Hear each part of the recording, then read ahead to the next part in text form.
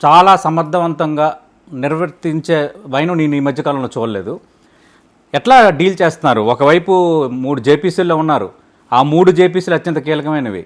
Party అత్యంత నిర్ణాయక మండలి parliamentary board మెంబర్గా ఉన్నారు. మీ పార్టీ చాలా ఎప్పుడూ అధికారం చూడని రాష్ట్రాలు అధికారంలో వచ్చింది.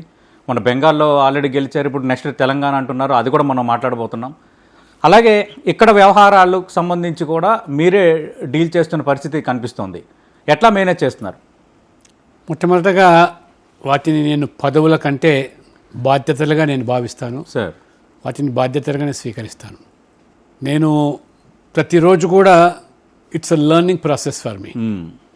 అందుకనే అధ్యయనం చేయకుండా ఏ అంశమైన విషయమైనా మరి నేను మాట్లాడేటప్పుడు లోతుగా ఆలోచన చేసే అన్ని విషయాలు పరిగణలోకి తీసుకొని నేను ప్రిపేర్ అయ్యి వెళ్తాను సార్.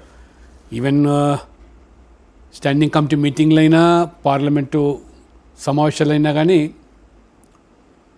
గత 4 yearsగా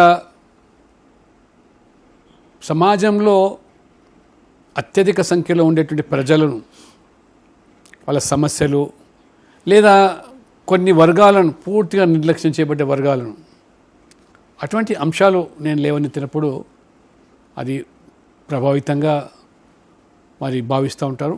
కాబట్టి 4 దశాబ్దాలుగా రాజకీయాల్లో ఉన్నా కాబట్టి ఇది రోజువారీగా అలవాటు. ప్రజలతో మమేకమై పనిచేస్తూ మరోవైపు విషయ పరిజ్ఞాన్ని పెంచుకుంటూ పోవడమే. ఆ రకంగా నేను బాల్యం నుంచి కూడా స్వయం సేవకునిగా విద్యార్థి పరిషత్తులో స్టూడెంట్ లీడర్గా ఎదిగి వచ్చాను. కాబట్టి ఆ రకంగా రోజువారీగా నేను ఆ ప్రాసెస్ ఇంకా లర్నింగ్ ప్రాసెస్ అనుకుంటాను. అందుకనే nobody is in master of all. అందుకనే ప్రతి విషయాన్ని కూడా మనం లోతుగా విశ్లేషించి ఆలోచన చేసి మరి మాట్లాడము, తెలుసుకోవడం అనేది అది ఒక నా బాధ్యతగా నేను భావిస్తాను.